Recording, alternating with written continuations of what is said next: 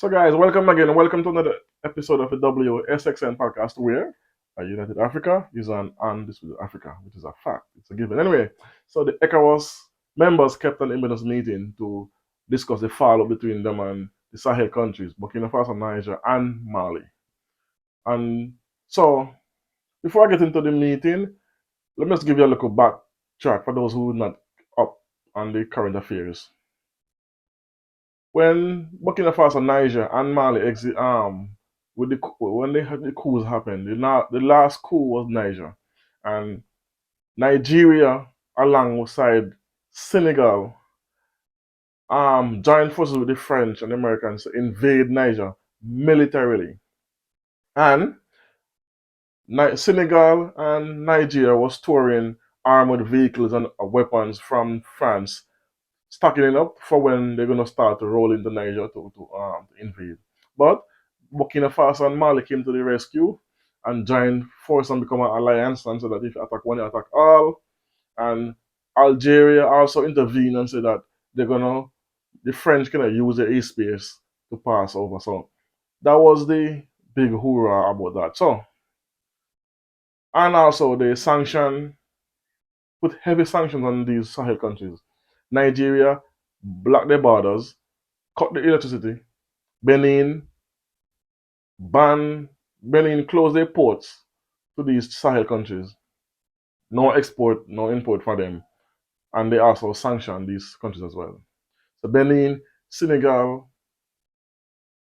Nigeria, Gambia were the main culprits in this. So fast forward now to now when these three countries, especially especially Niger and Burkina Faso, economy exploded because of again, reason why, because they stopped export of all raw materials. You have to buy it at the market value.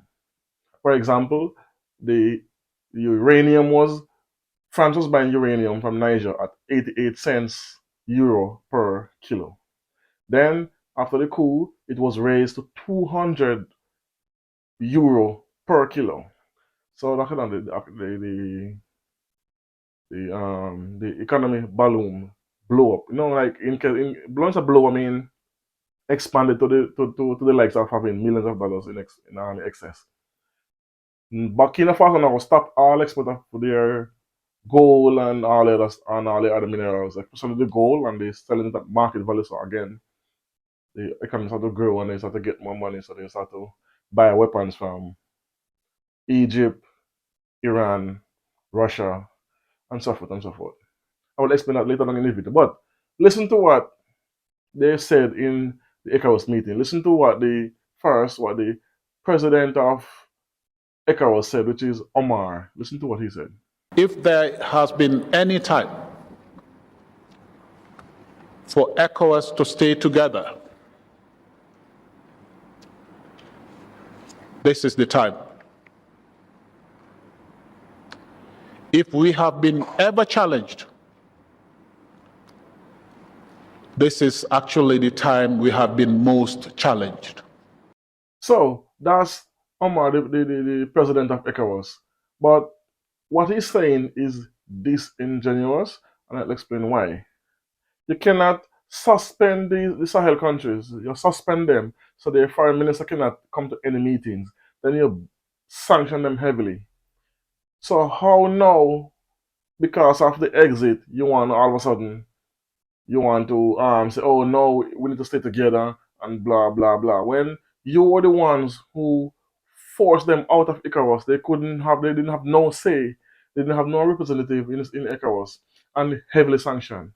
But before we go any further, listen to what the foreign minister of Senegal and the prime minister of Nigeria said again. Nigeria, which chairs the regional group, is asking members to continue dialogue and warning about the consequences of failure. The exit from ECOWAS would be much worse than the sanctions in terms of the hardship that it would place the citizens of these three countries. So we don't wish it upon them. We don't want to see that. The president has initiated a dialogue.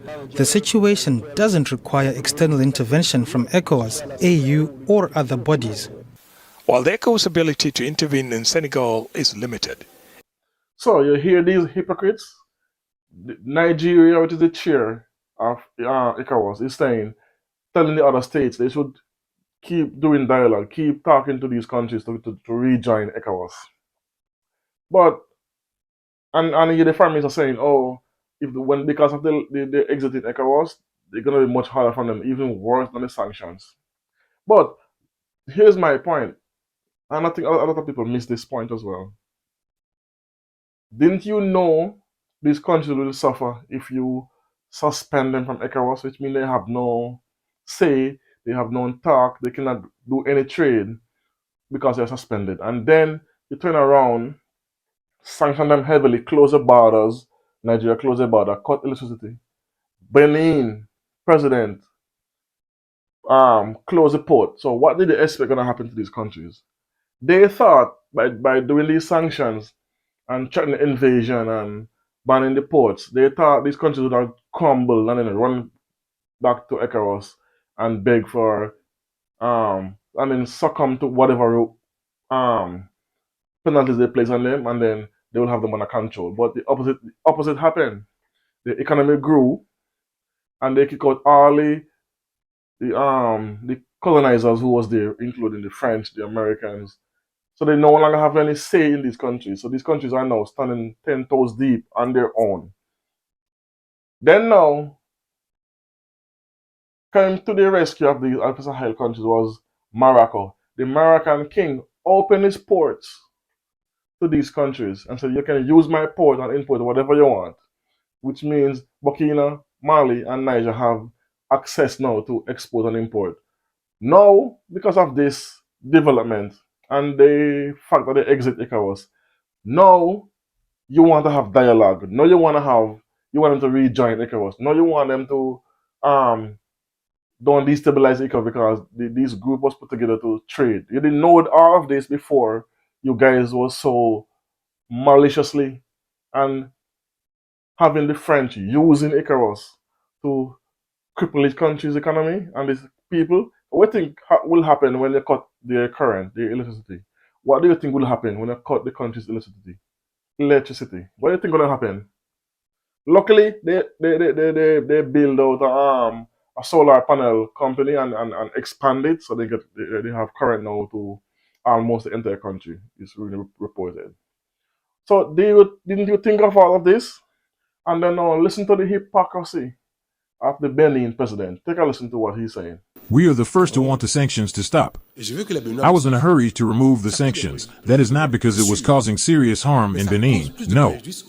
And I want the benefits to be that it causes harm to Benin. No. Certainly it was causing more harm to Niger than Benin. Il est temps pour nous de lever ces mesures-là qui n'étaient pas destinées à durer. Brutalement, on apprend que les trois pays, Burkina, Niger et Mali, sortent de la CEDEAO. Moi, cela m'a beaucoup peiné. Our brothers Niger suffered more than us from what is happening, and they are our brothers and sisters. It is time for us to lift measure which was not intended to last brutally long. We learned that the three countries Burkina, Niger, and Mali left the ECOWAS Union. A lot of people are pained, and even after they made this decision, I personally telephoned one of them. I spoke on telephone with one of the three presidents at a given moment. I told him everything has to be done to reconcile. I told him it's not good. The peoples have not elected us for the divide. Me, I was elected in Benin. You have been in office since then in your country, and our role is to lead our people for the global community and ECOWAS community. So, did you hear that? The Benin president come and say, oh, he didn't want to sanction them, he would want to leave sanction. How is that when you close your border, you close your port to these people? What do you think? Where would they get food to eat when you close the port and they cannot import anything? When you close the border, there's no trucks can deliver goods to them, or they cannot. What do you think was going to happen to these people? Oh no, because they exit ECOWAS, all of a sudden, oh, you're having sympathy? No. The fact remains they did not expect this country's economy to grow, and that's what backfires on them heavily. And what happens? Even though Nigeria has sanctioned and closed the borders of Niger, what happened? Nigeria economy lost roughly $1.5 billion they lost from trade between them and Niger. And when Benin closed the ports to these three Sahel countries as well, they lose millions of dollars. But they did not expect that. They did not think that far ahead because what? They had the French behind them, pushing them, boosting them, say, yo, get rid of these guys and we'll give you what all they want. But now these countries leave them flat on their face. Now they have to run to who? Most likely the IMF or the World Bank to beg for money to help them with their economies. Then now they're going to put them in even more trouble because they're going to be tied to these countries for a long time coming. So this emergency meeting by ECOWAS is a ploy, and this Benin, all of a sudden the Benin president is now sympathetic to these countries is also a ploy. I think he was sent by the French to seem like he's willing to work with them for them to rejoin ECOWAS. But they're going to be losing millions of dollars when since these three countries exit ECOWAS. And when the Senegalese the Senegalese foreign minister said, with what's going on with what is going on in Senegal, when the president extend his stay in power an extra year. Now he's saying the EU, he said the African Union, the ECOWAS, and the other bodies don't have no say in Senegal. But yet Senegal was preparing to invade Niger on the word of the French. So we can't have it both ways. You're saying ECOWAS, African Union, the United Nations have no say in what's going on in Senegal with the coup, I don't know, let me say coup, with the constitutional coup that they did, which he had to leave, he had to keep presidential elections in February 25th. He postponed it to December 15th. That's almost a year. That's 10 months. Plus, he will stay in power until after the election, until 2025. That's a clear violation of ECOWAS laws and rules. But no, that's okay. And these bodies don't have no say in the country. But your country have say in what happened in Niger when they tried to invade Niger militarily. And the sanctions, the illegal sanctions they did, because there's nowhere in the text of the ECOWAS said that you can sanction another state. But they did anyway. Hence the reason why Burkina Faso, President Ibrahim Traoré said, there is no returning to ECOWAS. It ain't gonna happen. So we'll see what happens further. And I believe him wholeheartedly because Ibrahim Traoré is a man of his word. He's very transparent and he says what he's gonna do and he do what he's gonna say. So anyway, let me know what you guys think about this in the comment section. As always, tell a friend, like, comment, share, and subscribe. Once you're watching this video, just click the like button. It helps with the algorithm for this video to go to the masses and also for this channel to grow. So thanks for watching. Thanks for the interactions. Boom. I'll talk to you another time. Ha!